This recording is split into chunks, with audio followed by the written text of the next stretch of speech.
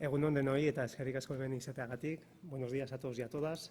Vamos a hacer una pequeña introducción sobre el contexto de las jornadas. Egunon denari eta mila esker etortzeagatik. Raúl, Albaolako zuzendaria, ni neu Mari Jose Barriola eta Baskar Gugurrek antolatutako jardunaldiak dira. Lehenik eta behin eskerrak eman aizkion Rauli, gurekin kontatzeagatik ere jardunaldi honetako antolakuntzan, eta bi egun hauetan saiatuko gara egurraren sektorean balioa eta etorkizuna aztertzea. Mendeetan zehar, egurra gizakiaren zenbat aplikazioetan funtsezko material bat izan da. Adibidez, historian, histo nagusietako bat neolitoaren amaiera aldera gurpilaren asmakuntza zen, Kristo aurreko 5.000 urte aldera. Garai honetako lehen modeloak material honekin egin ziren.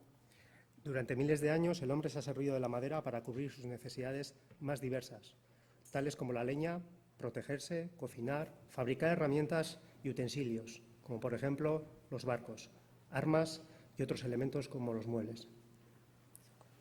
Estos y muchos otros ejemplos señalan cómo la madera es un material que, bien utilizado, es capaz no solo de resistir a la perfección el paso del tiempo, sino además de seguir siendo útil incluso después de su utilización. Bestalde, Euskal Autonomia Erkidegoan, egur sektoreak bere produktuen kalitatea optimizazio eta transformazioaren maila altuenak lortzea garrantzitsua da. Egurraren merkatuak eskatzen dituen lege, betekizun eta konpetitibitate mailetara iritsi ahal izateko. Ildo honetan, argi dago, indar eragilea, teknologia, produktua, antolakuntza eta formakuntzari lotutako sektorearen berrinkuntzak ekarriko duela. Egurrak, CO2 finkatu dezakeen material berriztagarria izanik, eraikuntza jasangarrian erabiltzea ahalbideratzen du, eta honek aldaketa klimatikoari aurre egitea ahalbideratzen duen tresna bezala erabiltzeko aukera luzatzen digu, eraikuntza eta birgaitzean. Por tanto, es nuestro deber esforzarnos en la puesta en valor de las cualidades de la madera y fomentar una cultura próxima a ella desde diferentes ámbitos, siendo la formación, la innovación aplicada y la investigación las herramientas más importantes para conseguir una mayor presencia de la madera en la sociedad y en la cultura. Ondorengo jardunaldiak egurraren hobekuntza, berrikuntza eta produkzioaren optimizazioa garatzea dute helburu. Epe ertain luze batera, egurraren produkzio eta prozesatze katean dauden erabileratan hobekuntza sortuz. A lo largo de estos 2 días, mediante el desarrollo de las ponencias, debates y paneles, bajo un formato distendido y cercano, trataremos de aunar esfuerzos para poder poner en valor un producto renovable, reciclable y reutilizable como es la madera, definiéndonos como sector bajo diferentes perspectivas y visiones. Mila esker denari, zuen partea hartzeagatik eta benetan eskerrik asko hemen egun hauetan gurekin konpartitzeagatik jardunaldi hau. Zura eta Gurra pretende ser un espacio de encuentro y de opinión, de presente y de futuro, donde periódicamente los agentes del sector puedan disponer de un formato cómodo y familiar, donde conocerse, plantear retos y propuestas, donde seamos capaces de aprender y de enseñar. En esta primera edición contamos con entidades promotoras como son Baskegur, la Asociación de la Madera de Euskadi, que defiende los intereses de todos los sectores relacionados con la actividad forestal y con la fabricación de productos derivados de la madera. Técnica, Centro de Investigación e Innovación Aplicada para la Formación Profesional, que dispone de una división de estudio en madera. Y Albaola, asociación ubicada en Pasaia, que pretende poner en valor la madera como elemento noble para diferentes usos. Además de estas entidades promotoras, Zura eta Gurra cuenta con diferentes agentes colaboradores, como son Fundación Orona, donde nos encontramos y lanzamos un agradecimiento a Itziar Villarreal y a Íñigo Márquez por su ayuda, la Diputación Foral de Guipúzcoa, el Gobierno Vasco y la Fundación Donosti San Sebastián 2016. Precisamente solicitó a Inara García de Bimilla Masei y a Mario Michel de Gobierno Vasco que se acerquen hasta el atril para contextualizar y introducirnos en las jornadas a la vez que procedan a la apertura de las mismas. Eskerrik asko.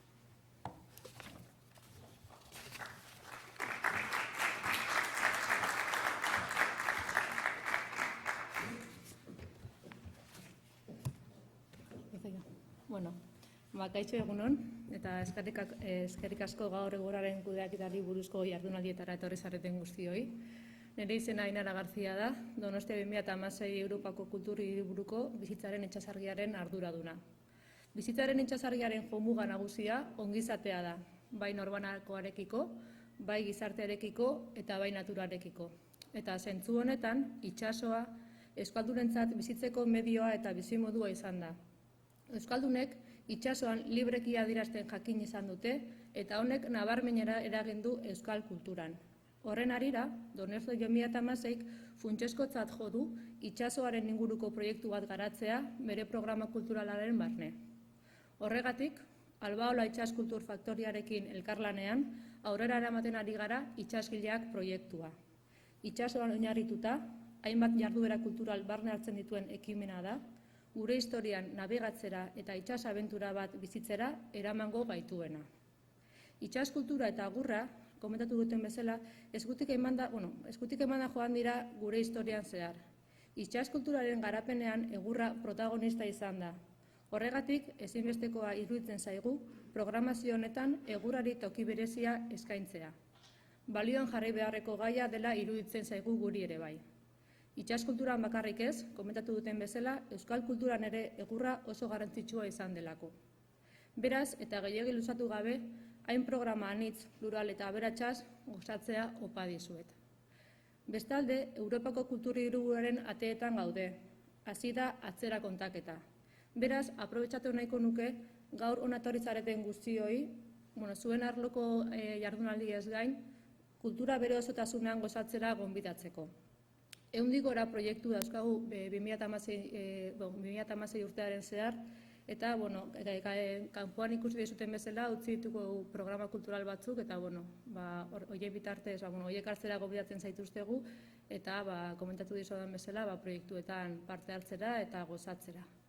Eta, nire aldetik besterik ez, eskerrik asko, eta Mariori pasatzen diot hitza. Eskerrik asko.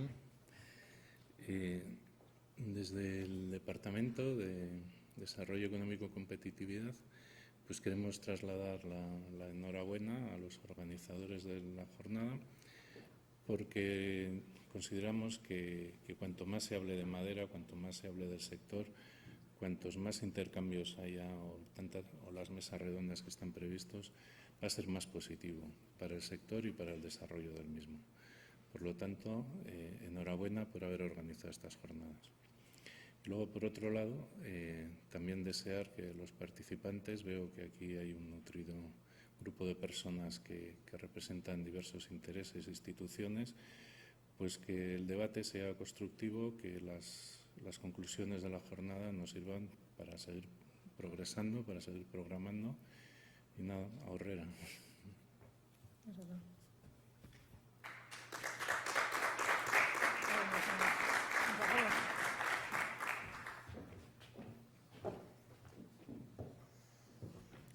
Bueno, aunque no lo hayan dicho, ellos son los que dan por abiertas estas jornadas y vamos a proceder ya al desarrollo de las mismas.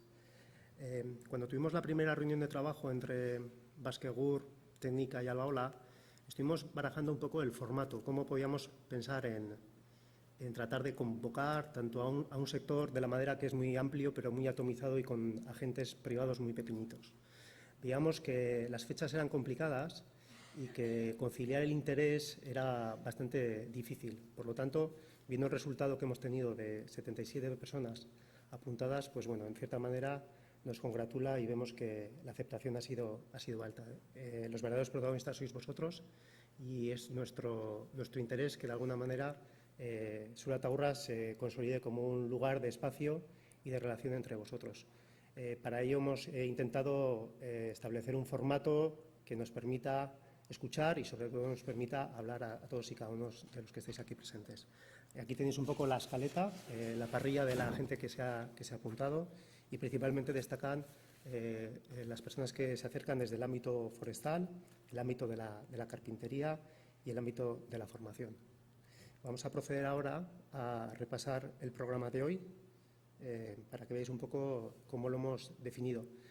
Hemos pensado organizar un día y medio de jornada con una visita mañana a Albaola, de tal manera que bajo 2-3 ponencias marco que se suceden a primera hora de la mañana, luego el resto serán paneles que tendrán aquí lugar, donde serán foros de de debate, de reflexión, intercambiar ideas que nos permitan a muchos de los que estáis aquí plantear vuestras incertidumbres, visiones y retos a futuro. En primer lugar, tendremos la primera ponencia por parte de Mario Michel, Retos en la gestión de la madera en Euskadi. Después de ella tomaremos un café. Habrá una entrega de premios del concurso de fotografía que organizó Arotzki en este año y entonces se celebrará la entrega de premios y pasaremos a continuación al primer panel que le hemos enfocado en la gestión de la madera, producción y transformación. Para ello tendremos la participación de Alejandro Cantero como moderador. De Gobierno de Navarra, al principio os mandamos un borrador, venía Fermín Olave, pero en su representación vendrá Salomé Hernando. De la Junta de Castilla y León nos acompañará Antonio Martín. Joseba Arrieta será el representante de Gipuzkoa Baso Elkartea. Vicente Doronsoro nos acompañará por parte de la Diputación Foral de Guipúzcoa. Carlos Ullaguereca, de la Diputación Foral de Vizcaya, y Finn Truelsen, por parte del sector representativo de la transformación de EBAKI. A continuación, nos habrán entregado unos tickets de comida, comeremos arriba y ya a la tarde pasaremos a trabajar en los dos siguientes paneles. El primero de ellos está orientado a la madera en el ámbito formativo. Para ello, contaremos con el apoyo como moderador del arquitecto Javier Lecuona. En representación de la Universidad de Navarra nos acompaña José Manuel Cabrero. Por parte de la Viceconsejería de Formación Profesional nos acompañará el director de Formación Profesional Ramón Martínez de Murguía. Gustavo Vargas y Ivonne Tellería serán representantes de la Universidad del País Vasco y terminaremos el día de hoy realizando una historia en el uso y en la gestión forestal. Para ello contaremos con la presencia como moderador de Xavier Alberdi, historiador e investigador, y le acompañarán en el debate Miquel Mari Carrera, de la Universidad del País Vasco, Álvaro Aragón, Universidad del País Vasco también, Xavier Agote, de Albaola, y Jorge Ascasíbar, de la Fundación Basoa. Eskerrik asko denari eta mesedez, Mario Michel. Empezaremos con la primera ponencia marco y le damos la bienvenida a Mario Michel como responsable de Industria de la Viceconsejería de Agricultura, Pesca y Política Alimentaria, Desarrollo Económico y Competitividad. Eskerrik asko etortzeagatik eta zure txanda.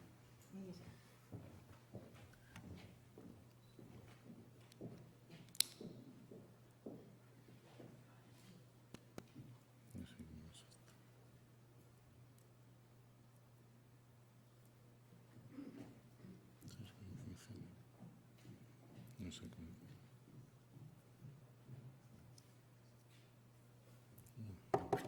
Vale. Egun on guztioi, eskerrik asko etortzeagatik. Antolatzaileak eskerrik asko. La ponencia que me han propuesto es un reto desde un punto de vista de intentar agrupar muchas cosas que se han hecho y sobre todo por intentar tocar un amplio espectro del sector. Ya he dicho antes que aquí estáis representados muchos y no me gustaría dejar a nadie fuera que no se sienta desplazado fuera de este dibujo, ¿no? La exposición va a constar de tres partes. En una primera voy a hacer voy a echar un vistazo atrás de qué es lo que ha pasado hasta ahora, rápidamente, en los últimos años. Luego lo voy a situar en el contexto actual, sobre todo en el contexto del PEMA, del Plan Estratégico de la Madera. Y por último, ya como representante del departamento, voy a explicar qué elementos tenemos para ayudar al sector, qué líneas de ayudas están disponibles y cómo podemos ayudar. También, por supuesto, quiero antes de nada decir que aunque voy a hablar desde el punto de vista del Departamento del Gobierno vasco, la política forestal en Euskadi se hace con las tres diputaciones, la Diputación de Álava, de Guipúzcoa y de Vizcaya, y realmente hay una coordinación muy buena desde hace muchos años y se comparten muchas ideas políticas, pero voy a hablar simplemente de lo que hacemos desde el departamento, ya que va a haber representantes de las diputaciones que van a hablar de su parte. Esto Esto no sé cómo funciona.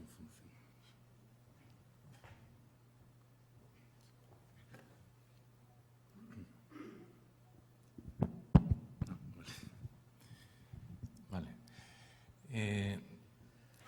Bien, lo primero, como he dicho, esta pequeña vista atrás, ¿no? es de dónde venimos. Es decir, cuando se empezó a planificar y a gestionar la madera desde el punto de vista institucional, ¿no? Había que analizar qué es lo que estaba pasando, ¿no? Y entonces yo me voy a situar en los años 90, que es cuando se empieza a hacer realmente una planificación organizada. Porque hasta entonces, y dado que tampoco había transferencias desde el Estado, pues la política se iba de una manera bastante errática, ¿no?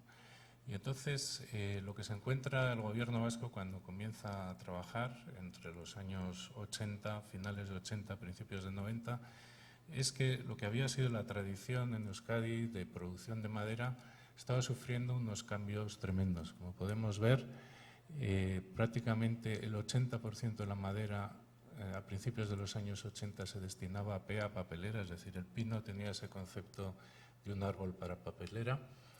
En el año 85 ya bajó al 50% y en el año 96 ya estaba en el 30%. Es decir, se liberaron grandes recursos de madera disponibles para otras aplicaciones que no fuese la papelera. El porqué de este cambio tan brusco, porque realmente sucedió en muy poco tiempo, lo tenemos que buscar en el reciclaje del papel. Era algo desconocido a finales de los años 70 prácticamente, incluso yo recuerdo que por cosas haber leído que los primeros papeles se traían desde Alemania, el papel reciclado, porque aquí no se reciclaba papel. Y sin embargo empezó todo el tema del reciclaje, se hizo muy bien, atendiendo muy bien las necesidades de los ciudadanos y en muy pocos años prácticamente se bajó eso del 80 al 25% de necesidades de madera verde para la industria papelera. Esto fue un elemento clave muy importante porque al tener esa progresión tan rápida se vio que había una madera gruesa disponible para atender un mercado que hasta entonces no estaba tan organizado y que además esta madera podía responder a múltiples usos, pero teníamos un problema muy grande que era que no se conocían las propiedades tecnológicas de esta madera. Es decir, al utilizarse mayoritariamente para trituración, para papelera, no había un conocimiento real de hasta dónde se podía llegar con esta madera. Esto hizo que en un momento se hiciese un estudio que todos conoceréis sobre las propiedades de la madera de pino radiata, que se hizo con el INIA y el Centro Técnico de la Madera de Euskadi. Y ese estudio fue un punto de inflexión, es decir, supuso darle un marchamo de calidad a la madera de pino radiata.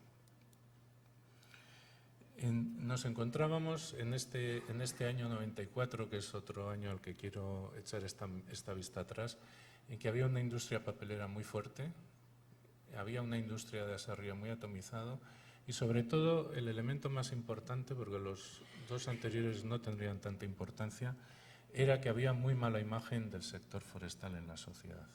Es decir, pues quizás algunos no lo habéis conocido, pero el pino se consideraba el enemigo de la ecología, secaba los manantiales, contaminaba los ríos,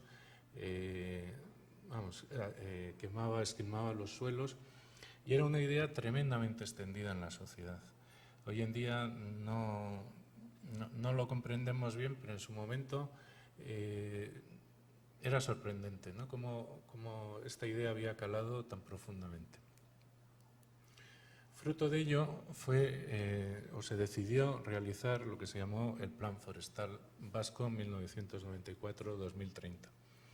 Lo de que llegue hasta el 2030 significa que todavía está en vigor y de hecho hay cosas de este Plan Forestal Vasco que todavía se están realizando. Se hizo en este periodo tan largo pensando en cubrir un turno entero del ciclo del pino radiata. Se pensó que todas las cosas que había que hacer, la lista de tareas era inmensa y entonces no se consideraba adecuado hacer un plan a 4 o 5 años, sino que se dijo vamos a cubrir un turno entero y probablemente en un turno productivo de pino radiata vamos a conseguir darle un vuelco, darle un cambio importante a esto. ¿Qué elementos tuvo? No vamos a hablar de este plan porque este plan, bueno, ya pasó. ¿Qué elementos son los que tuvo como destacables, ¿no? Por un lado, garantizar la permanencia de los montes arbolados. Es decir, hasta se cuestionaba si había que cortar todos los pinares, pero cortarlos así o quemarlos o lo que sea, ¿no? Se consideró también que la gestión forestal tenía muchas deficiencias y entonces otro de los planes que se propuso de las líneas de actuación fue que fuese respetuosa con el medio natural. Es decir, se empezaron a cuidar mucho lo que era la realización de pistas, la explotación en el monte, la extracción de madera, etcétera, ¿no? Por otro lado, se vio también que había un gran déficit dentro de este sector, que como digo estaba en mantillas, había un gran déficit de estructuras de investigación, de información, de formación técnica, y ahí ya la Administración es la que asumió a través de sus propios recursos o de otros, por ejemplo, el Centro Técnico de la Madera, fue la que asumió la capacidad de desarrollar todos estos elementos, ¿no? Otra cuestión que se vio, quizás os estoy contando problemas que había antes y alguno dirá, pues alguno todavía se ve hoy en día, pero realmente la situación era muchísimo peor que la que hay ahora. Cohesionar todo el sector forestal. Era un sector que no contaba con estructuras de encuentro, de representación, de interlocución. Entonces este se vio como uno de los elementos, de los 5 elementos claves, ¿no? De este plan surgió en su momento la MIME, la Mesa Intersectorial de la Madera, y otros elementos que sirvieron para realizar encuentros, ¿no?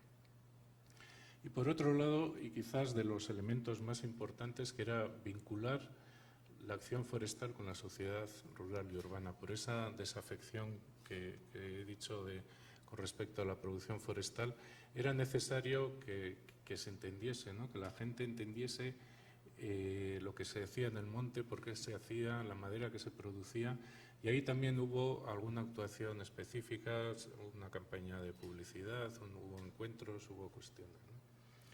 Bien, esto es una mirada al pasado y que está vigente todavía hoy en día en algunas de las líneas, incluso alguna creo que se está todavía desarrollando o generando cosas, ¿no? Bien, y entonces ahora volvemos al presente y hacia dónde vamos, ¿no? Y entonces me voy a situar directamente en el plan estratégico de la madera, es decir, este plan que he comentado antes se realizó en el año 94 y a principios de esta década, hacia el año 2010, se pensó que este plan, bueno, pues ya había cumplido unos objetivos, otros no los había alcanzado, otros estaban pendientes, pero se dijo, vamos a hacer una reflexión en profundidad otra vez, ¿qué está pasando, ¿no? ¿En dónde nos encontramos ahora? Y se hizo una especie de decálogo de posibilidades, de oportunidades, de hacia dónde podemos ir, ¿no? Y entonces estas, como veis, no os las voy a leer todas, pero si veis ya es distinto al otro plan que os he enseñado. Este es un plan ya más maduro, más centrado en el sector, más relacionado con cosas concretas, incluso más dedicado a lo que es la industria forestal, ¿no? Sobre todo hay elementos a destacar como lo de los productos de alto valor añadido, es decir, ya nos hemos olvidado de las apeas y de hacer tablas, sino que se trata ya de hacer otro tipo de productos. El tema de la repoblación forestal era importante, ¿no? Se consideraba que era necesario, ¿no? Y luego entran elementos nuevos que hasta entonces pues no se estaban considerando seriamente, el tema de la energía verde, el biofuel, la bioenergía, y luego aprovechar la madera con otras tecnologías, con otros elementos en otros sectores, colaborar con otros sectores para aportar madera dentro de lo que es la producción que están realizando, ¿no? Bien, esto dentro de esta reflexión que se hizo, llevó a hacer este clúster o macroclúster, que algunos ya los conocéis, que lo que se quiso hacer es poner a todo el mundo, a todos los agentes, a todos los que estaban participando en el sector, en el mapa, ¿no? Es decir, que cada uno se sintiese representado en en un esquema general, ¿no? Se vieron varias cosas, otra vez no os voy a explicar el clúster, pero sí que se vio que esto, lo que se llamó la producción primaria, estaba como muy cerrada en sí misma, ¿no? Es decir, los viveros, los propietarios, los rematantes, los trabajos, era un área dentro del clúster que necesitaba abrirse más. No digo que estuviese cerrada, porque no estaba obviamente, porque producía madera, pero necesitaba abrirse más a los otros elementos del clúster, ¿no? Esto sí que fue una reflexión importante dentro de lo que era el plan estratégico. Y así las relaciones entre la producción primaria y la primera transformación estaban claras. Siempre pues esta madera iba o a las papeleras o a la Serrí o a las fábricas de tablero, eso no tenía ninguna discusión. Pero había una serie de posibilidades que estaban todavía poco exploradas. No quiero decir que no se hiciesen cosas, porque se hacían y muchas, pero se pensaba que estaba poco explorado ya la segunda transformación, es decir, enlazar, hacer la filie web famosa, enlazar desde el silvicultor hasta la segunda transformación, de tal manera que se sintiesen, que se sentasen en mesas comunes, que hablasen de sus problemas y que tuviesen una interlocución adecuada, ¿no? E incluso dentro de este mapa del clúster se vio necesario también establecer relaciones y intercambiar información ya con los arquitectos, promotores, constructores, etcétera. Vuelvo a insistir que no es que no se estuviese haciendo, pero sí que no estaba organizado, es decir, no estaba estructurado, no estaba pintado en un mapa, ¿no?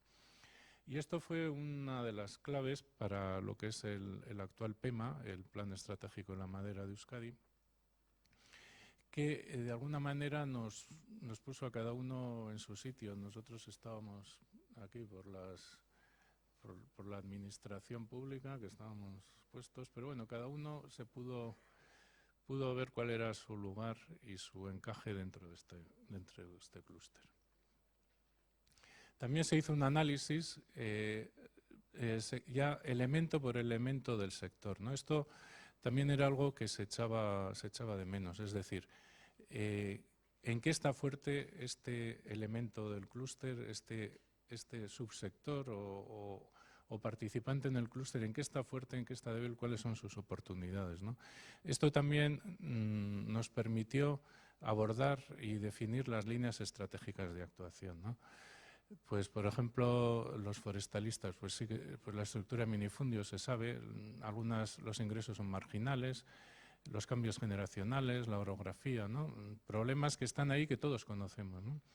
Pero lo que se hizo fue formular los principales problemas.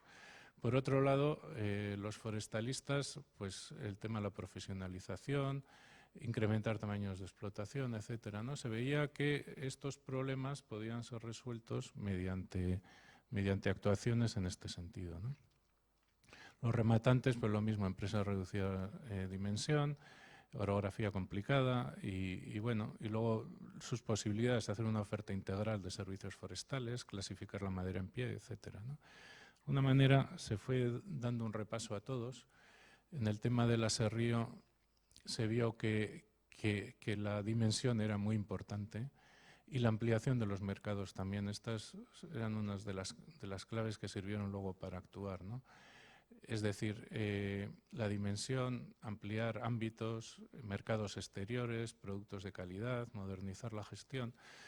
Son cuestiones que luego han ido derivando estas reflexiones hacia planes concretos, actuaciones concretas, incluso se reflejan hoy en día en las líneas de ayudas, ¿no? A pesar de que hay gente que piensa que los planes no sirven para nada, pues, sirven relativamente, no quiero decir que sean.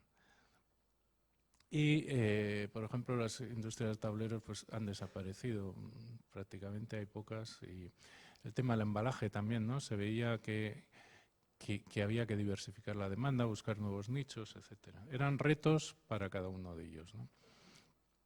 El tema de pasta y papel, pues, son inversiones importantes, la competencia es global, ¿no? Se mueven en mercados globales, internacionales. Y luego también se vio que cómo podían otros sectores que no estaban directamente en el sector de la producción primaria, pero cómo podían colaborar o cómo podían ayudar a que todo el sector se fortaleciese, ¿no? Pues bueno, pues aquí vemos algunas de las cuestiones que se consideraron importantes, ¿no?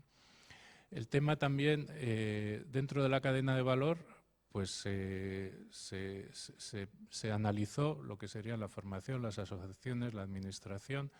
Dentro de la formación, claramente se vio, no hay estudios universitarios, y eso es un hándicap. Hay másteres en la UPV y bueno, y uno de los problemas es que igual la formación profesional, pues luego las personas no tenían suficientes salidas y abandonaban la formación referente a la madera, ¿no? Por lo menos en ese momento se vio así. Y como elementos a reforzar, pues la formación, la mayor presencia de la madera, la educación cultural a la madera, que creo que estamos en este ámbito también dentro de estas cuestiones, ¿no? En estas jornadas. Respecto a las asociaciones, pues se vio que era necesario, la MIME ya existía, pues reforzar la MIME, implementar un plan estratégico. Y respecto a la administración, que es la parte que nos tocaba, pues bueno, había una política forestal activa y apoyos económicos, pero se pedía, ¿no? Una mayor sensibilidad de apoyo a la industria, que hubiese una política de apoyo real de I+D+I a la madera, que se apostase por la política de clúster, que hubiese comisiones de trabajo, ¿no? Bueno, esto es un poco lo que llaman ahora, que está tan de moda, la hoja de ruta, ¿no? Es decir, dónde nos movemos, dónde vamos a actuar y qué es lo que podemos hacer. Obviamente no hemos actuado en todo, ni hemos hecho todo, y hay cosas que han salido bien y hay cosas que han salido peor. Pero bueno, esto era el planteamiento que se tenía, ¿no? Bueno, esto es una idealización, esto corresponde a otro trabajo, pero que está relacionado con esto, ¿no? Es decir, dentro de este modelo al cual tenderíamos a ir, ¿no? Pues ¿qué tendríamos? Pues tendríamos una explotación forestal, pues eso, perfecta, bien gestionada, sostenible. A la vez mantendríamos la biodiversidad, ¿no? Las hayas trasmochas, el desarrollo rural, los campos, bueno, un poco todo, el ocio, es decir, todos los elementos que deben de tener en cuenta nuestro medio natural y sobre todo nuestro medio natural relacionado con la actividad forestal, ¿no? Es función de la administración buscar este equilibrio, es decir, lógicamente, tanto tiene que apostar por la conservación de las especies, por el ocio en la naturaleza, como por el desarrollo rural, los caseríos, la producción forestal, es decir, es un compendio de intereses, a veces, no digo contrapuestos, pero que se tocan entre ellos, ¿no? Bien, respecto a la situación actual, es decir, para poder planificar lo que es el plan estratégico, también tenemos que saber dónde estamos o qué es lo que tenemos, ¿no? Y entonces, al final, como gestionamos territorio y se gestiona superficie forestal, esta estadística es muy interesante sobre cómo ha evolucionado la masa forestal en Euskadi, ¿no? Bueno, en la comunidad autónoma, por lo menos. Las coníferas se mantienen en torno a las 200.000 hectáreas. El matorral es lo que francamente ha disminuido, ha bajado, porque ha sido sustituido sobre todo por frondosas, ¿no? Ya se ve que esta línea baja, esta sube. Y las frondosas pues han subido hasta el punto que hoy en día, y bueno, igual Alejandro me corrige o quien sea, hay más frondosas que coníferas en nuestro territorio. Es decir, ese mensaje que estamos viendo de los años 90, de que los pinos lo comen todo, etcétera, pues se ha desvirtuado porque realmente hay más superficie de frondosas que de coníferas. Y lo que se trata es de buscar utilidades tanto a las frondosas como a las coníferas. Utilidades de esparcimiento y productivas, ¿por qué no? Es decir, el haberse incorporado, disponer casi de 200.000 hectáreas de frondosas, abre nuevas oportunidades, no solo al ocio, sino a la industria, ¿no? Respecto a la superficie total, eso, hay 458.000 hectáreas, de las cuales arboladas son 400.000. Como digo, coníferas 192.000. Estas coníferas prácticamente son todas productivas, es sobre lo que se trabaja, ¿no? Y luego hay otro elemento que condiciona la gestión forestal y que como departamento hay que tenerlo muy en cuenta, que son los espacios naturales protegidos. Es decir, 148.000 hectáreas. El 20% de la superficie de la Comunidad Autónoma de Euskadi está protegida, ¿no? Eso también es un elemento que avala la calidad y también avala la calidad desde el punto de vista de la gestión forestal y de la sostenibilidad, ¿no? Este es un mapa de las especies y aquí vemos cómo bueno, pues, hay mucha riqueza de especies, hay muchas posibilidades. Incluso desde el punto de vista de la industria forestal, toda la parte alavesa, que es básicamente donde están las frondosas, creo que se podrían hacer más cosas que todavía no se hacen. Y bueno, y ya veis que desde el pino radiata, el pino silvestre en Álava y las distintas especies de coníferas y tal, pues bueno, tenemos un país muy forestal y con muchas posibilidades, ¿no? Eso también es un aval para lo que es el plan estratégico de la madera, es decir, la superficie forestal da muchas posibilidades, da mucho juego. Los espacios naturales protegidos, como he dicho antes, pues es un elemento que hay que tener en cuenta, que suponen un 20% de la superficie y condicionan los aprovechamientos forestales. Bien, entonces, ¿cuál es ya esta reflexión que hicimos, ¿no? Y nos llevaba a varias cosas, pero no voy a hacer aquí un relato de todas las reflexiones que se hicieron. Voy a hacer 2 o 3 y además los que más me gustan, lógicamente. Un mensaje claro, ¿no? Utilizar más madera local. Es decir, eso yo creo que es un déficit que hemos perdido en eso, ¿no?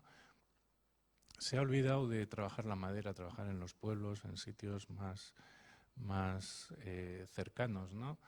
Bueno, aquí vemos obras de empresas de aquí. Esto es una icastola, ¿no? Que parece, bueno, ahora esta imagen ya se ha difundido mucho, pero al principio una icastola en Tolosa que yo digo, parece más un colegio de Finlandia que una icastola de Tolosa, ¿no? Entonces, la madera es muy cálida para los niños, da unos ambientes muy agradables. No sé por qué aquí todos los edificios son de hormigón y de hierro y de barrotes, ¿no? O sea, no. Esto es un edificio de, no sé si tiene 2 o 3 alturas, también hecho íntegramente con madera, ¿no? El promotor fue una empresa norteamericana porque creían en la madera, ¿no? Bueno, otros edificios que se han hecho con madera. Y entonces, uno de los mensajes, ¿no? para este nuevo periodo del PEMA es utilizar más la madera. Yo a título personal fui hace relativamente poco a un municipio de estos que incluso en su normativa prohíben el pino porque lo consideran... y llegué a la Plaza del Pueblo y todo era hormigón, hierro, una plaza entera hormigonada, o sea, no se veía ahí un árbol, no se veía madera, ¿no? Y entonces, no sé, son cosas que te extrañan, ¿no? Es decir, hemos perdido la capacidad de trabajar con aquí los materiales tradicionales han sido la piedra, la madera. Yo creo que este mensaje es muy importante, ¿no? Es decir, tenemos madera a nuestro entorno, en nuestros montes, a nuestro alrededor, vamos a utilizarla, ¿no? Y además, otro mensaje es decir, nuevas aplicaciones y que sea madera. Lo de bueno, esto es parafraseando esta frase del gato blanco a gato negro, ¿no? Pues haciéndolo madera conífera, madera frondosa, ¿qué más da, no? Lo importante es que sea madera, ¿no? Que se utilice más la madera en nuestro entorno. Otro mensaje, ¿no? Las personas, desde el punto de vista de la institución, ¿no? Creo que todavía se pueden hacer cosas, se han hecho cosas, pero se puede hacer más. Las personas son claves para este sector, ¿no? Y pongo esta foto de unos silvicultores, podía poner de un rematante, uno que transporta madera, gente que trabaja en el aserradero, ¿no? O sea, lo pongo simplemente porque estas personas son los jueces, se llaman así, jueces conservadores de la Consierra de Árcena en Álava, y la característica que tienen es que llevan una empresa forestal, de explotación forestal, que lleva funcionando 500 años. Los primeros papeles que se conocen son de 1503, pero los primeros papeles probablemente antes se gestionaban, ¿no? Tiene 1.800, casi 2.000 hectáreas de pino silvestre y haya que lo gestionan. Y entonces yo digo, ¿cuántas empresas conocéis que lleven 500 años funcionando, ¿no? Y no sé cuántas de otros sectores puede haber. Y entonces nos hemos olvidado de esto. Nos hemos olvidado de que al final la madera, los árboles tienen detrás personas, ¿no? Personas que se preocupan por ello y que quizás todavía habría que hacer más, prestar más atención. Y como digo, no es solo los silvicultores, sino es todo el mundo, todas las personas que están en la cadena, ¿no? Dignificar todavía más las personas que trabajan en este sector. Bien, el plan estratégico de la madera se formuló entonces, como he dicho, y ahora pues se le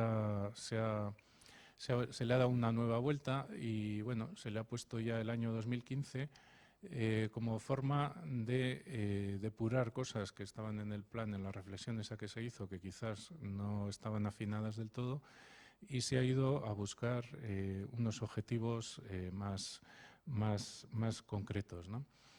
Que son 4 en realidad, y que de alguna manera recogen el otro plan que os he enseñado. Lo que pasa es que hay cosas que ya están superadas, que ya no se consideran prioritarias, ¿no?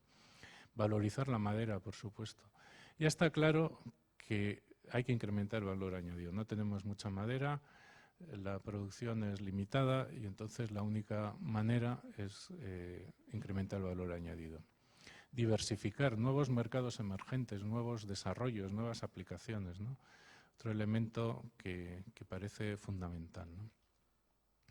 Competitividad, ¿no? Es decir, la globalización, ya está aquí la globalización, nuestra madera compite con las de otros mercados y entonces tenemos que producir en precio-calidad y servicios competitivos y salir fuera a vender nuestra madera.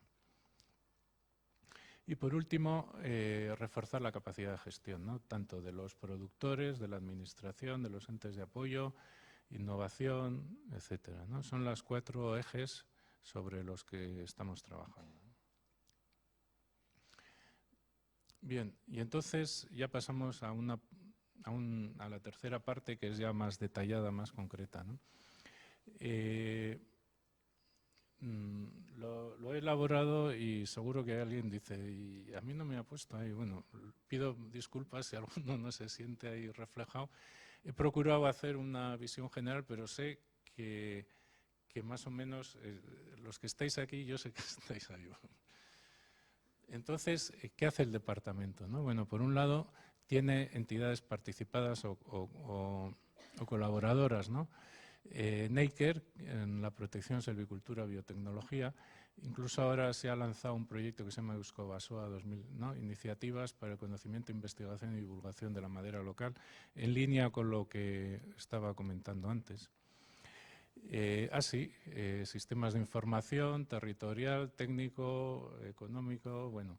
Y además es quien, efectivamente, ya que en el departamento no hay recursos suficientes, quien coordina y gestiona el PEMA, ¿no? Luego también entidades que colaboran directamente con la administración, la USE, que tiene aquí una sede y que es una organización de silvicultores, precisamente por eso que decíamos de potenciar y favorecer al silvicultor, abrirle, dignificarlo, darle la posibilidad de conocer otros elementos, ¿no? Basquegur, que es de los que patrocinan estas jornadas, que es un órgano de encuentro y consultivo del sector. Y luego, aquí está, Técnica, la UPV, centros tecnológicos, centros de formación, los clústeres, etcétera, que de alguna manera están directamente relacionados con los trabajos que hacemos, ¿no? Y luego, además de contar además de estos agentes o colaboradores, además se procura diferenciar la actividad forestal en una serie de planes que están en marcha y que lo que se pretende es que tengan un capítulo, es decir, que sea visible la actividad forestal, que sea visible, que tenga una visibilidad, ¿no?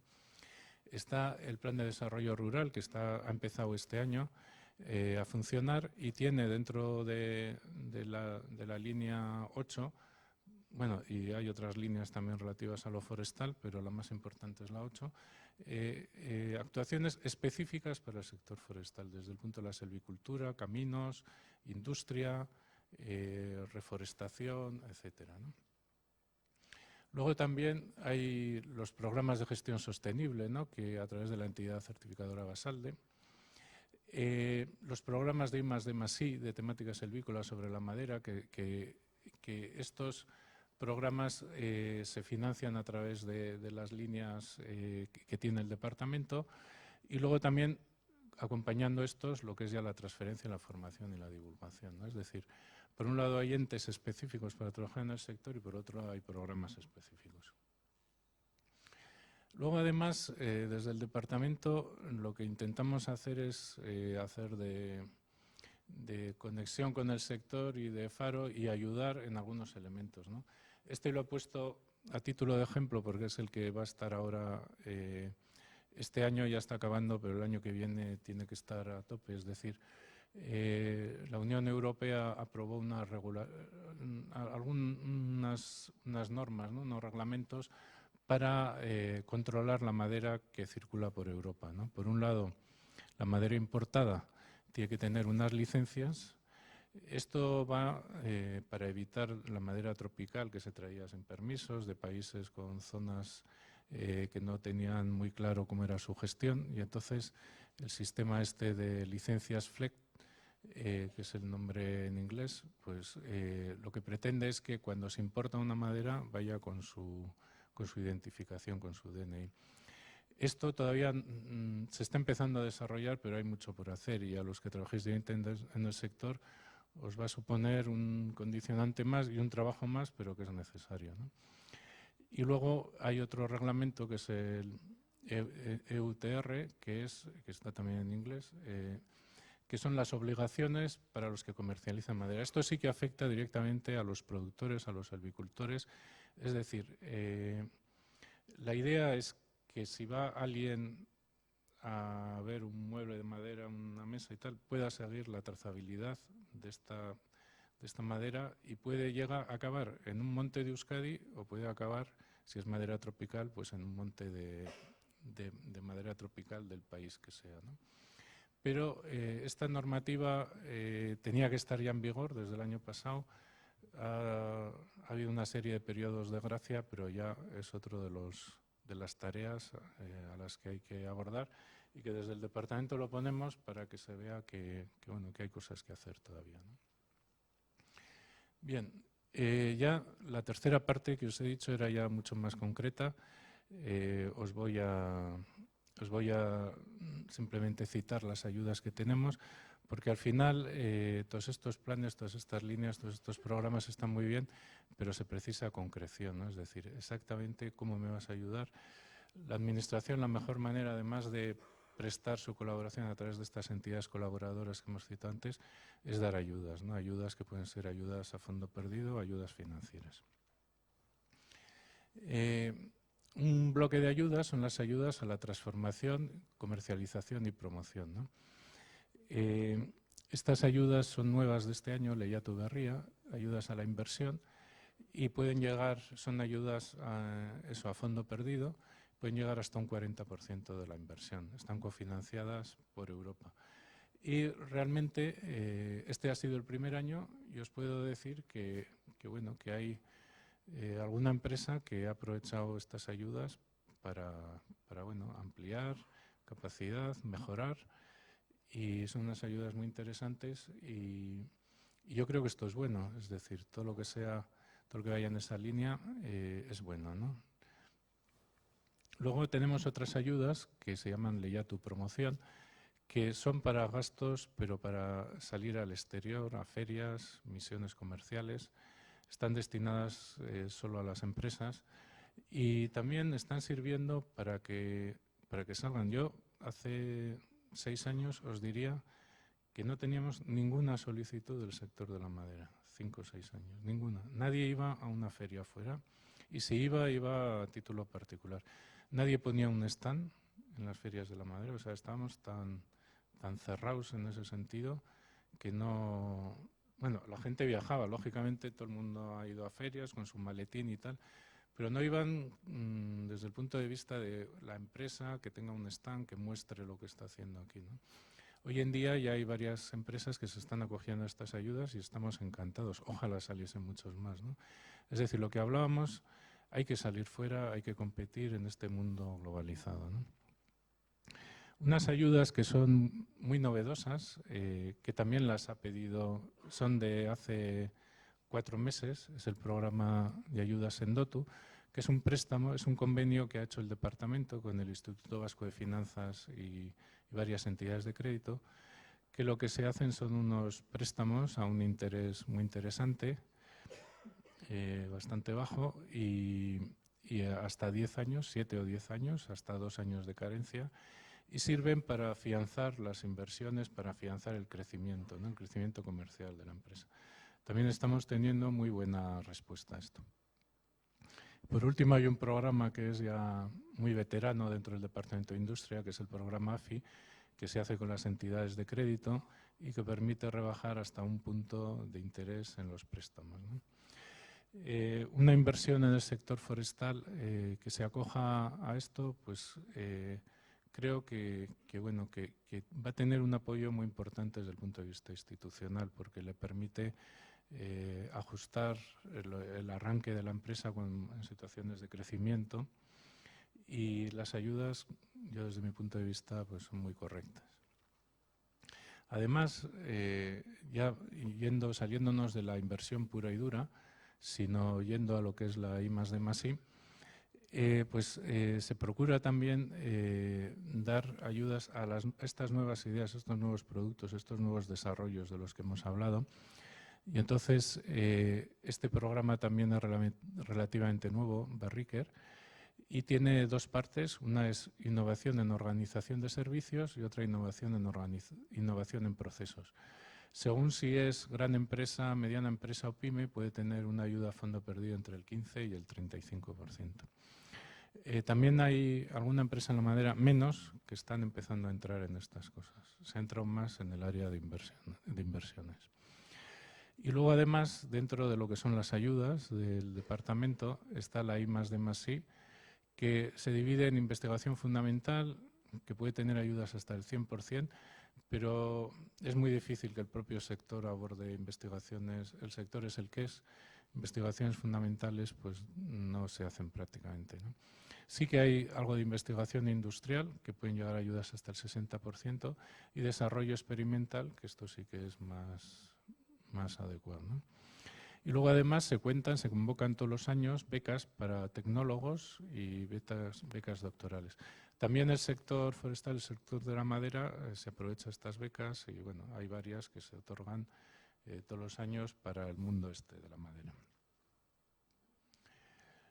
Bueno, una página web que sí que veo que algunos tomáis notas, una que me parece muy interesante, es esta NASDAP, porque aquí se refleja toda la actividad del departamento. Es decir, aquí vais a encontrar todos los temas de promoción, de ayudas, de información al día de qué convocatorias están abiertas, los requisitos para pedirlas.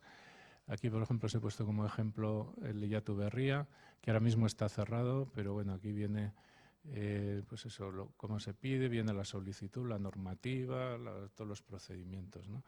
Y entonces, con todo lo que os he contado antes, que es un poco lioso, simplemente con que entréis aquí y empecéis a curiosear, pues vais a encontrar todas las cosas de las que os he hablado, ¿no?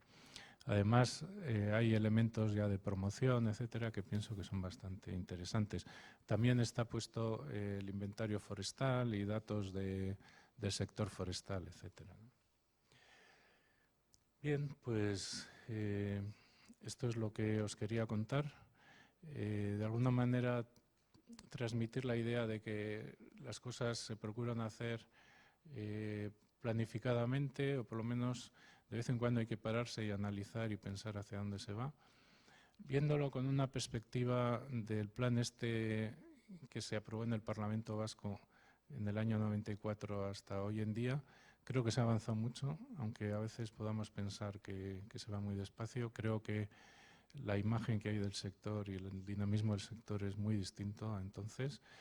Todavía hay mucho por hacer y todavía se ven, por lo menos yo lo veo, y los que entienden también lo dicen, que se ven muchas oportunidades, ¿no? La cuestión está en no quedarse quieto, en moverse, en hacer nuevos productos, nuevas aplicaciones, y pienso que estas jornadas, que van a hablar también de la historia, pero también van a debatir sobre el futuro, ¿no? Entonces, sin más, acaba la presentación y si queréis hacer alguna pregunta, pues estoy dispuesto.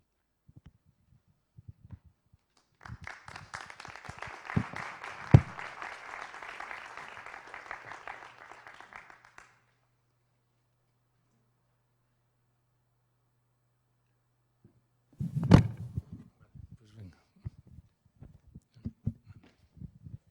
Bueno, dicen que los vascos son gentes parcas en palabras. Teníamos previsto acabar a las 11:15 y vamos bastante adelanto. Así que bueno, vamos a intentar plantearle preguntas o dudas o cuestiones, aprovechando que está aquí Mario, y a las 11 igual vamos a adelantar el café y iremos al café a las 11 para tener un poco, mantener los horarios. Cuando queráis, preguntas para Mario.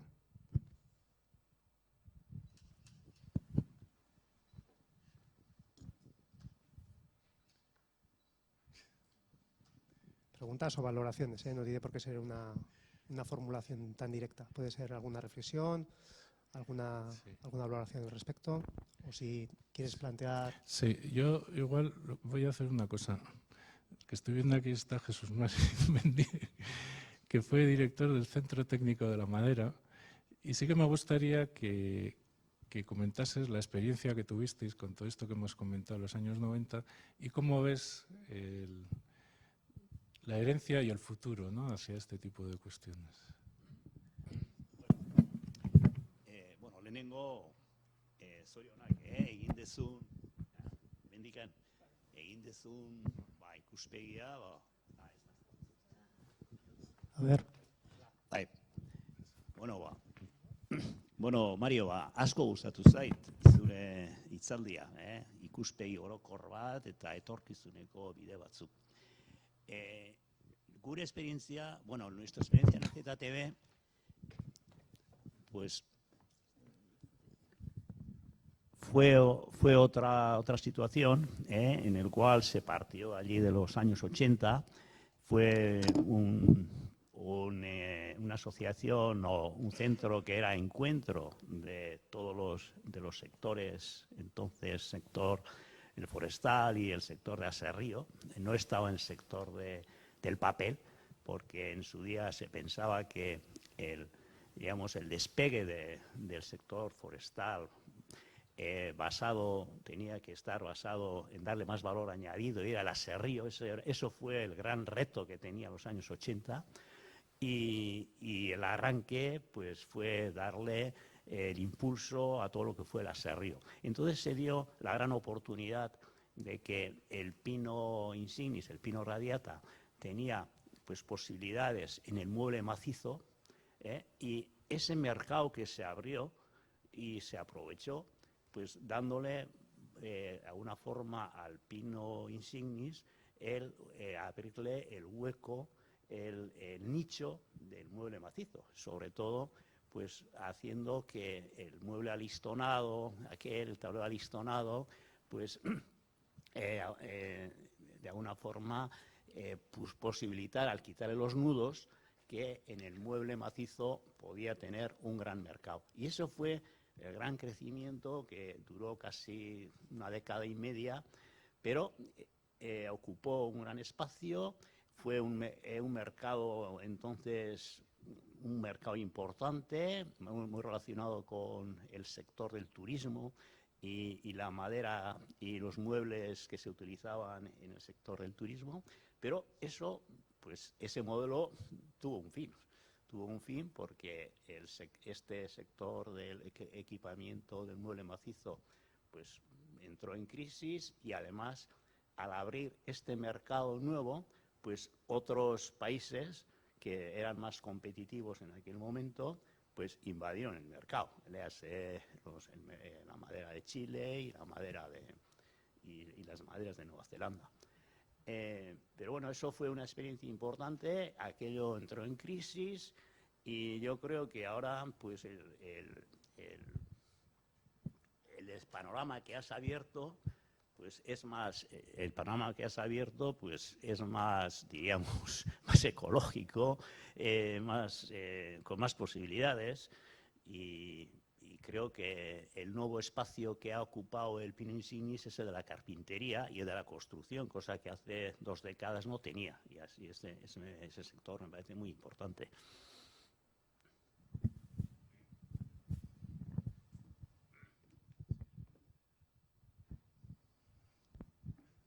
Vale, pues coincido totalmente, ¿no? Es decir, hubo un ciclo, se cerró, hay que ir a otro, tenemos que mirar siempre para adelante, ¿no? Es un poco, y en ese sentido el PEMA, como hemos visto, tiene unos retos 2015, pero hay que mirar adelante sobre todo, y allí desde el departamento vemos la comparativa también con otros sectores, ¿no?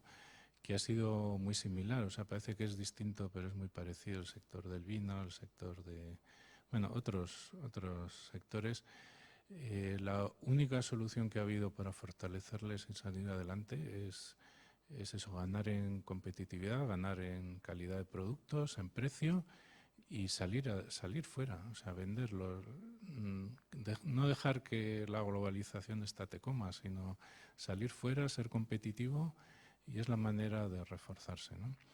Y de hecho las empresas que vemos dentro del sector, que están haciendo inversiones, que van adelante, pues son las que están por esta vía, por la vía de internacionalizarse, hacer productos mejores y más adaptados a las necesidades actuales, ¿no?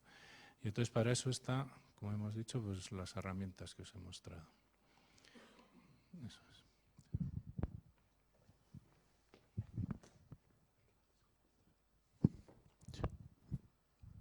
Hola, Mario. Soy Ander Arias, trabajo en NEIKER, el Instituto Vasco de Investigaciones Agrarias, así que casi somos compañeros de trabajo. Una pregunta, has hablado de la importancia que tuvo el reciclaje de papel en el descenso de consumo de madera para papel.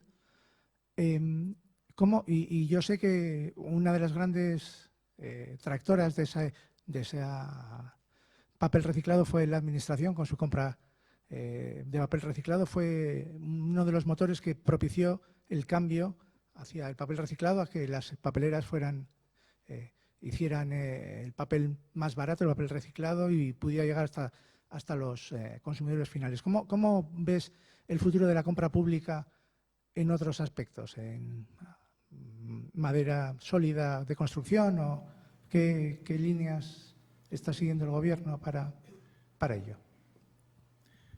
La compra pública de productos, dices. Sí. ¿Cómo se potencia desde vivienda, por ejemplo, Sí. Bien, desde el punto de vista de la administración, es decir, la compra no se puede condicionar, es decir, existen unos requisitos.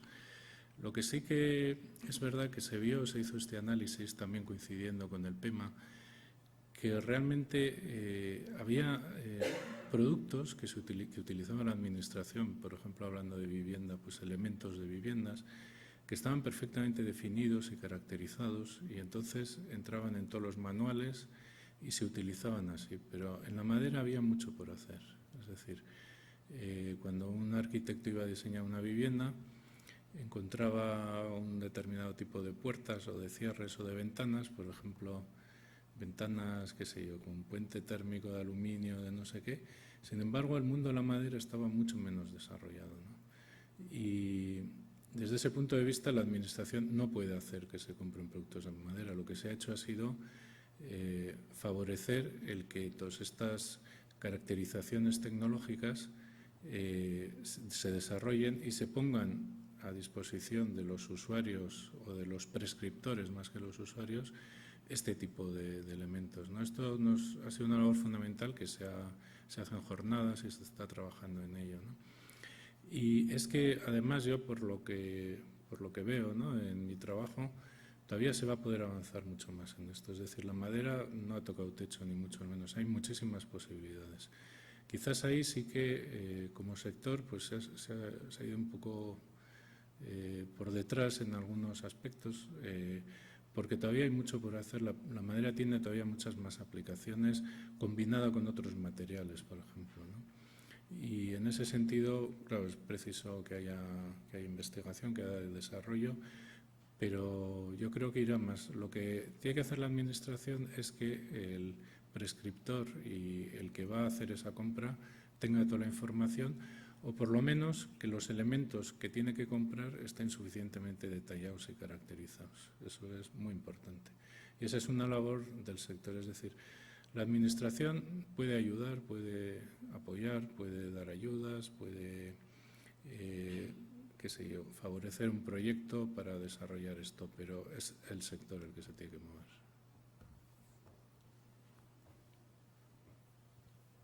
Sí, bueno, Mikel Arando de Protec. Sí.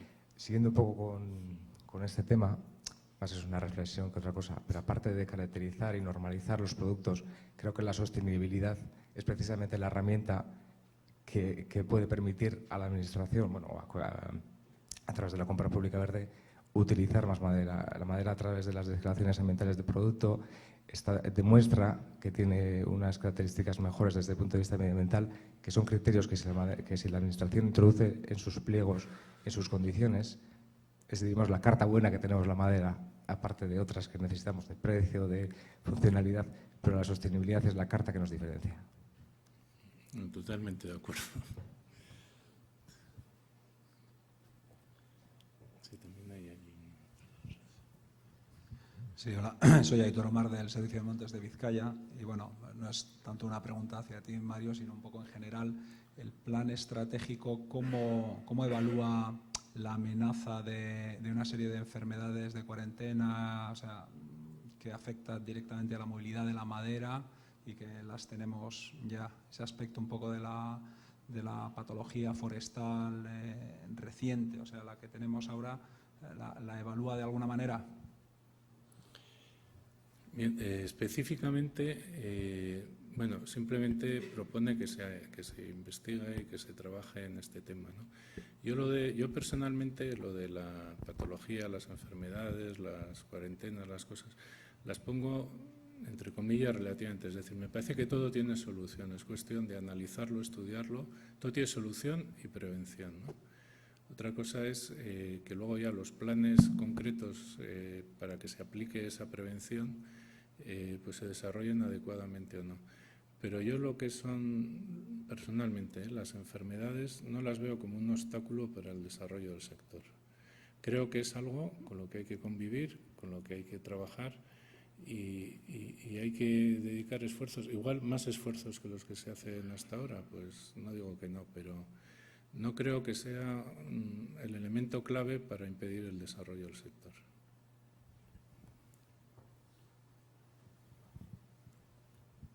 Hola, buenos días.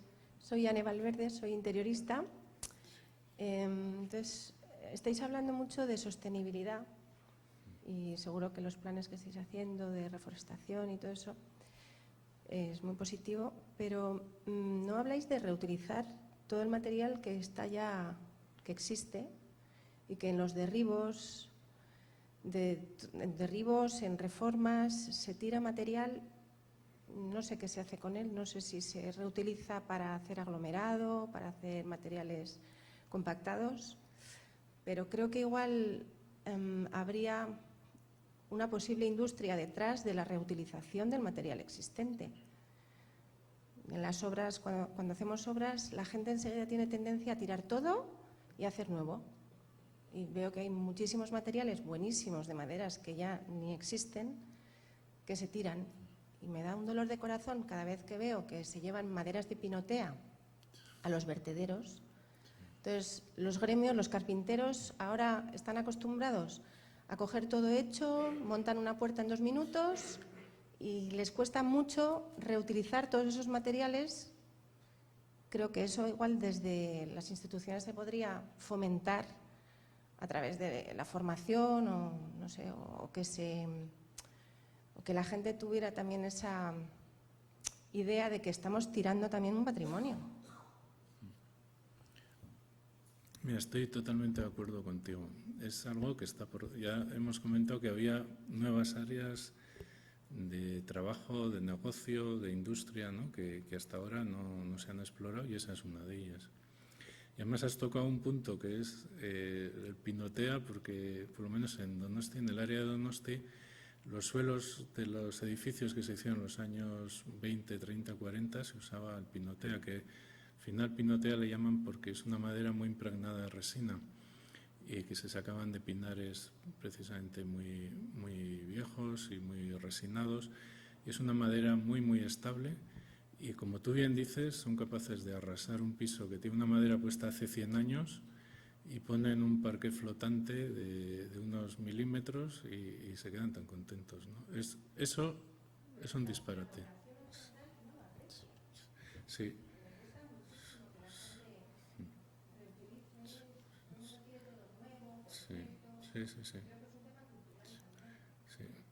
Sí, efectivamente, dentro de esto que hablábamos de concienciar a la sociedad, ¿no?, sobre la importancia, lo que te he puesto, que en un ayuntamiento que está en mitad de una zona rural, todo sea hormigón, todo de arriba abajo, no hay nada, ni el cartel de anuncios del ayuntamiento es de madera, ¿no?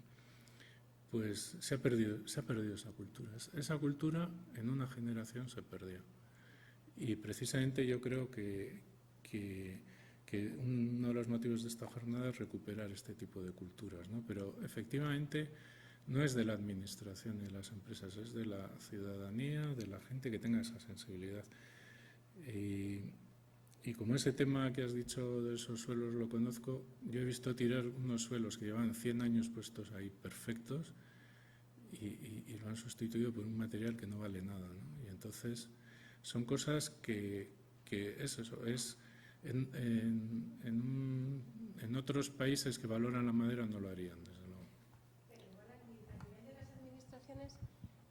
a nivel de las administraciones quizás sí se podrían proteger todos esos elementos, porque se cambian ventanas de madera, de maderas macizas en toda el área romántica de San Sebastián.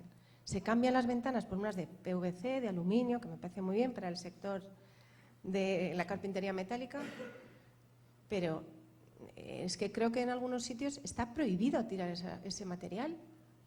Entonces, no hay nadie detrás que sepa arreglarlo. Entonces la gente dice, uff, es que estas ventanas están fatal, me entra el aire. Bueno, pero igual si hay alguien que sepa arreglarlas, que te las ponga, que las restaure, que le ponga un doble acristalamiento, pues podrían volver. Entonces también sí creo que depende de que la administración controle que haya cosas que no se pueden tirar.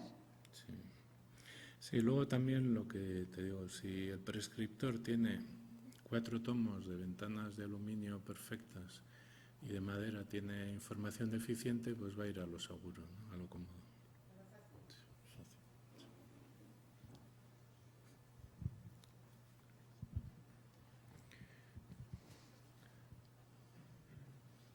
Sí, Mario. Buenas. Alejandro Cantero de ASI. Me estoy adelantando a la siguiente, pero bueno, como en este barrio todos hablamos, pues voy a hablar yo también, para que trabaje menos el moderador.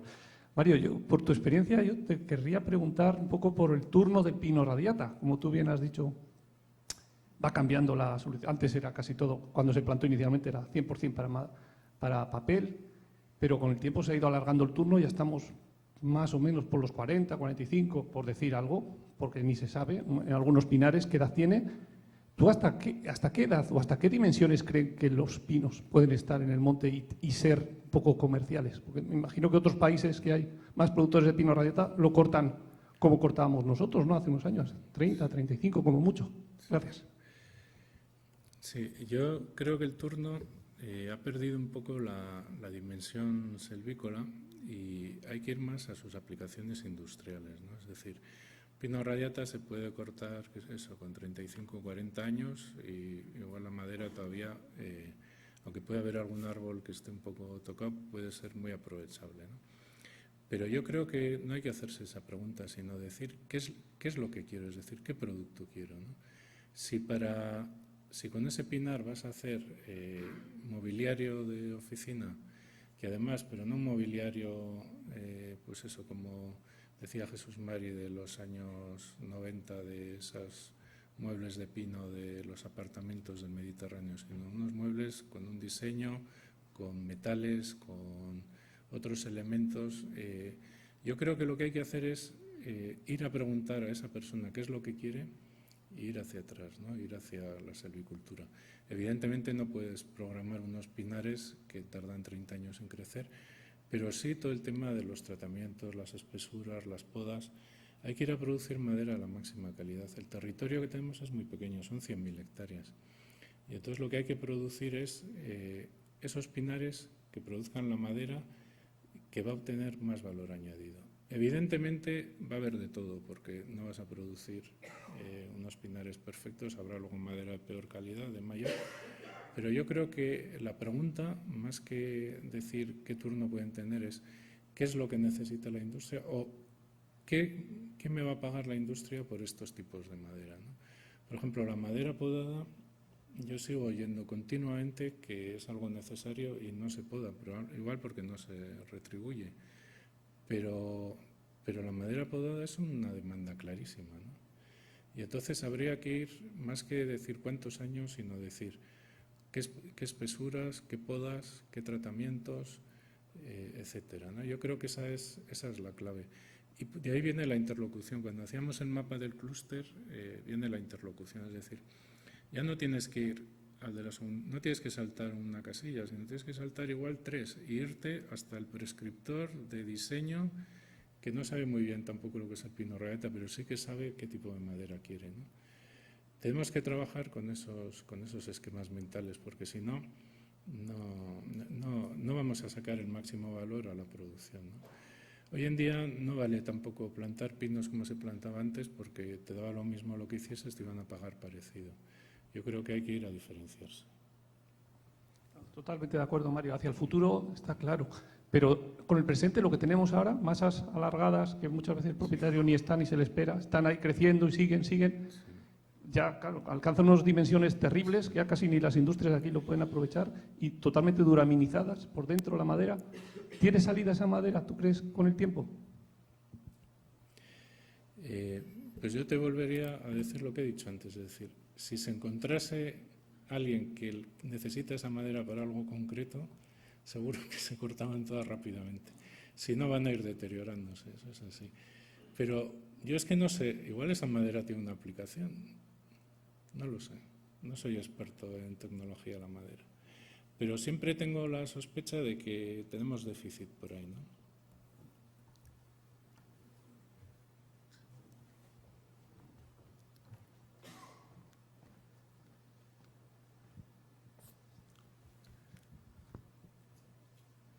Hola, soy Xavier Agote, hablo ahora.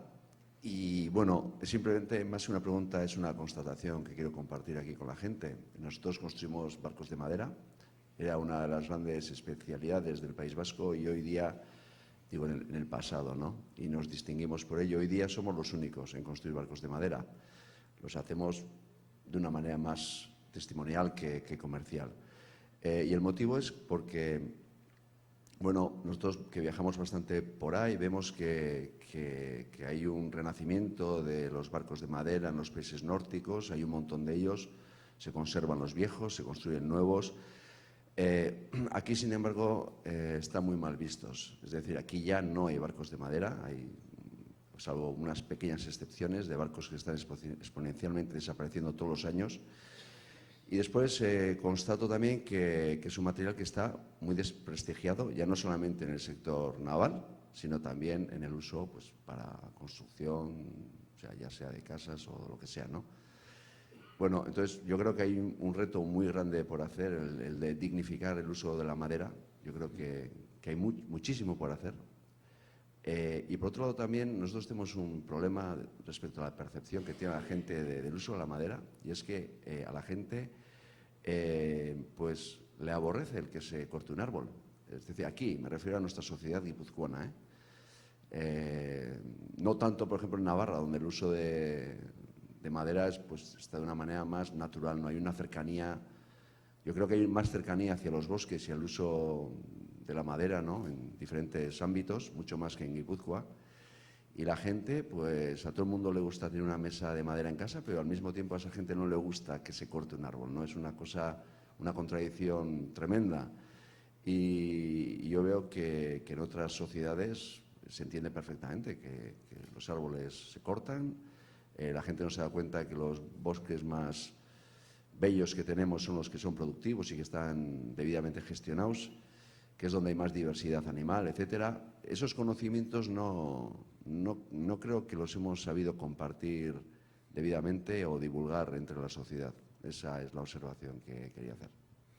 Sí, pues totalmente de acuerdo contigo. Respecto a lo que dices de la construcción de barcos de madera, es una pena. O sea, se ha perdido, no se saben hacer, bueno, vosotros sabréis, pero se ha perdido este conocimiento y se ha perdido otro mucho conocimiento en el mundo rural, el hacer elementos de madera, ¿no? Se ha ido a, pues a cosas ya muy industriales, pero se ha perdido el conocimiento. Pero yo estoy convencido que en el momento en que haya gente que empiece a hacer cosas de madera de calidad y a un precio competitivo, que eso es fundamental, es decir, no basta solo que sea un artesano que está allí todo el día, sino que sea capaz de competir con otros productos similares. Creo que la madera tiene todavía mucho hueco, porque a la gente le gusta la madera, le gusta y aprecia los elementos de madera, ¿no? Lo que pasa es que han desaparecido.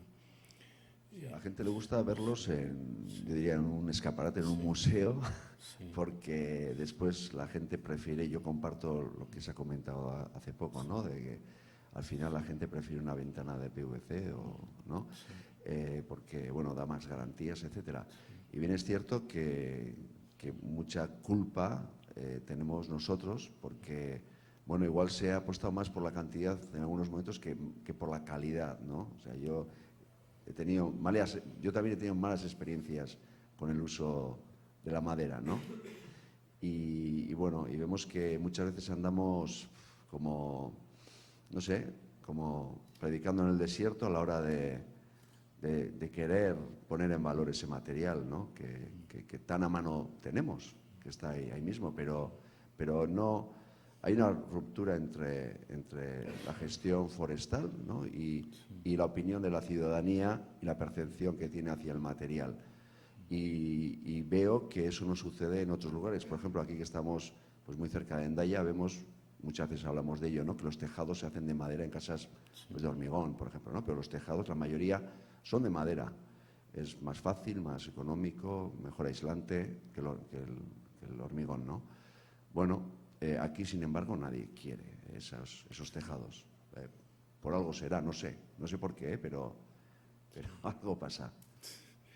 Sí, pues lo que hemos comentado, que el que lo está haciendo esa casa, que tiene prisa y quiere ir corriendo a hacer otra, pues si no tiene facilidades para hacer ese tejado de madera, pues va al hormigón, que lo conoce, lo tiene accesible y ya está.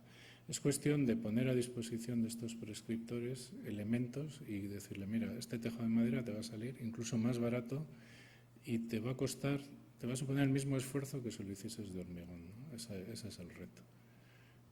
Calidad y competitividad. Y respecto a lo que no les gusta que se corten los árboles la gente, pues es lógico, pero eso se lleva a todos los ámbitos de la vida, o sea, a nadie le gusta. Puedes comerte un cordero, pero si has visto una hora antes cómo lo han matado, pues igual ya no te lo comes, ¿no? O sea, al final no tenemos esa manera de vivir, que no queremos producir ningún daño, pero luego queremos disfrutar de las ventajas Entonces, tampoco hay que estar mostrando cómo cortan los árboles, o sea, simplemente saber que es una madera sostenible, que se ha cortado con todas las características que tiene que tener, que luego se va a hacer una repoblación, que ha crecido en condiciones, y eso es lo que tiene que saber, nada más.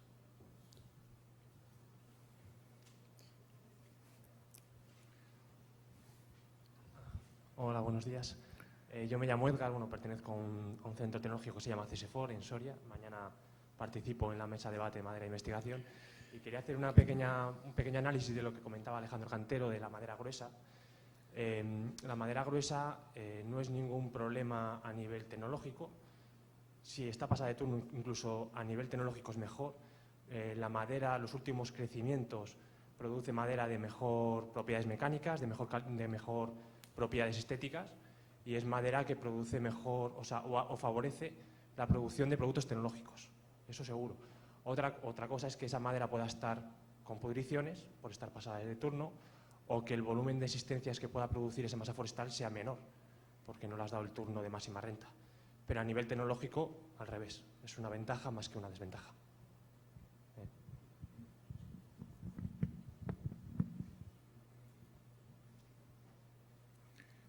Muy bien, pues si no hay nada más, pues nada, es que ricasco y nada, a disfrutar de la jornada. Aguanta un poco en el escenario, Michel, que tenemos un pequeño detalle para ti. Además de ser parcos en palabras, también a veces nos gusta hablar y debatir mucho. Entonces, bueno, también hemos recuperado un poco ese tiempo. Está el debate donde queríamos tenerlo. Él ha dado una ponencia marco sobre la cual, en esta media hora que hemos estado debatiendo, han surgido tags como urbanismo, edificación, socialización de la madera, el consumo, reutilización del material, especies forestales, hábitos. Entonces, bueno, ya más o menos se han abierto diferentes líneas de trabajo para luego los diferentes paneles y, bueno, vamos a darle un pequeño detalle a Mario. Bueno, aquí hay una pregunta.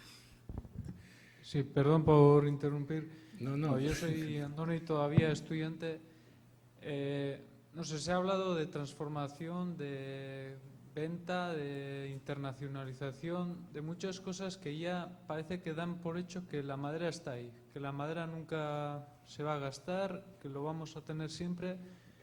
Pero a mí me parece una pieza fundamental y que muchas veces nos olvidamos es que ¿quién produce esa madera?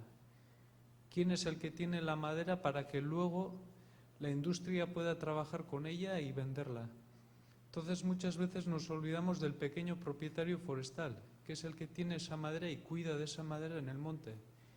Y ese propietario muchas veces pues igual incluso no tiene más que 1 hectárea, pero es el que tiene esa madera. Y creo yo, dentro de mi ignorancia, que es la persona que más sufre porque casi no tiene ayudas, tiene muchos problemas. Ahora tenemos el problema de las enfermedades. Luego a la gente no le gusta el pino, le ponen pegas para que plante o corte el pino, no puede abrir pistas, tiene muchas dificultades. Entonces, diría yo que no hay que olvidarse nunca de esa persona que tiene la materia prima con la que luego todos los demás van a trabajar y pues que se hable un poquito más de esa gente, que muchas veces pues es el baserritarra, que cada vez hay menos, que es como dicen algunos, el animal que está en extinción ahora mismo, porque hablamos de biodiversidad, hablamos de fauna, de plantas, pero el baserritarra es el que realmente está en extinción ahora mismo, como dicen muchos, y es el que creo yo que también hay que ayudarle un poquito más para que podamos seguir teniendo la madera, que hay que ayudarle, hay que crecer la madera, hay que plantar el árbol, hay que cuidarlo, hay que gestionarlo, hay que aplicar la silvicultura, pero todo eso también cuesta y el propietario necesita ayuda hoy en día. Sí, totalmente de acuerdo. Bueno, ya ves que he puesto ahí una imagen de unos señores que llevan gestionando un monte, no ellos, sino sus pueblos desde hace 500 años, ¿no? Eso es algo que creo firmemente que no se le ha dado el suficiente valor. O sea, que la constancia que tiene el baserritarra en cuidar sus montes, eso, 20, 30, 40 años, estar ahí encima, y dices, ¿eso cuánto vale y cuánto le pagan, ¿no? por eso? Probablemente, vamos, seguro que no se paga como el trabajo que le ha costado a él personalmente, ¿no? Ahora, eso tiene un valor en el mercado. Cuanto más aplicaciones y más diversifiquemos y más internacionalicemos la industria de la madera, que es la que vive de esa materia prima, mejor le va a ir al Baserritarra. Va a tener más retribución por su madera. Sí que es verdad también que a veces los mensajes que se pueden recibir desde el pequeño propietario, desde el Baserritarra, pues son a veces confusos, porque yo los he oído, ¿no? Uno dice una cosa, otro dice otra, y tampoco tiene conocimientos ni base técnica para decir, pues venga, esto es así y esto es así. Es uno de los déficits de nuestro sistema. Por ejemplo, que antes se ha citado Chile, ¿no? En Chile hay empresas que tienen 200.000, 300.000, 2 millones de hectáreas. Y la decisión de cómo se gestionan esos 2 millones de hectáreas es de una persona, del gerente. Y dice, esto se hace así. Y todos los montes van así. Ahora el turno es de 27,2 años. Venga, sin embargo, aquí pues puede haber uno que tiene un espaciamiento, otro, un turno, otro. Y claro, entonces el material de partida es muy heterogéneo. Y de ahí vienen las diferencias. Unos están mejor cuidados, otros peor cuidados. Pero eso no tiene solución, esos son los elementos. Lo que sí que creo que tiene solución es que la persona que tome la decisión de plantar un pinar o de cuidarlo, que esté lo suficientemente asesorado y aconsejado y que tenga directrices claras de qué es lo que quiere hacer y hacia dónde va, ¿no? Y ya lo ideal sería que sepa más o menos lo que va a ser retribuido, pero eso ya es más difícil. Pero sí que es verdad que la única manera es, a través de las asociaciones que hay de forestalistas, pues pedir información y recibir el apoyo que se pueda.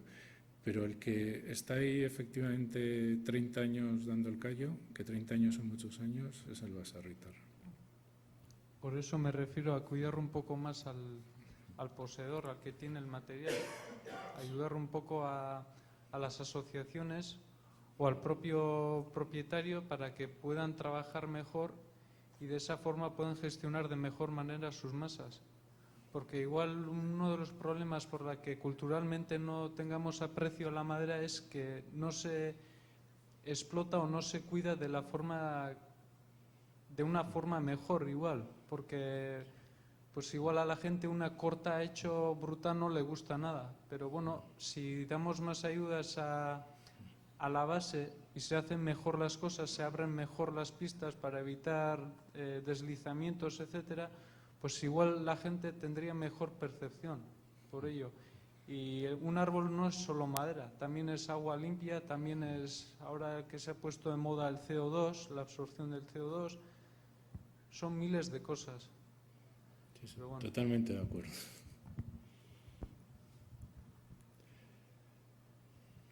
Bueno, si os parece, cerramos aquí la intervención de Mario. Adelante, María José.